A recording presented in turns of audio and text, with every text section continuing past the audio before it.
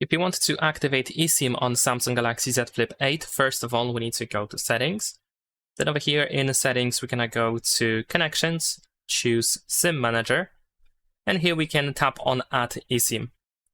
Now over here, once we have the all of these options, you can, for example, use the QR code scanner, and of course you can place the QR code inside this frame to get the eSIM.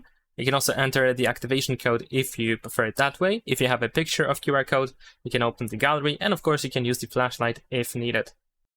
Now, if you scan the QR code correctly, then you should be able to proceed. So just use instructions that you will see on the display, of course, to follow them and finalize this process.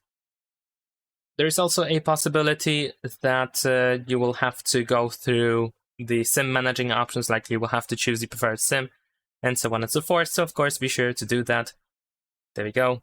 And you want to make sure that eSIM is activated here. Leave a like and subscribe.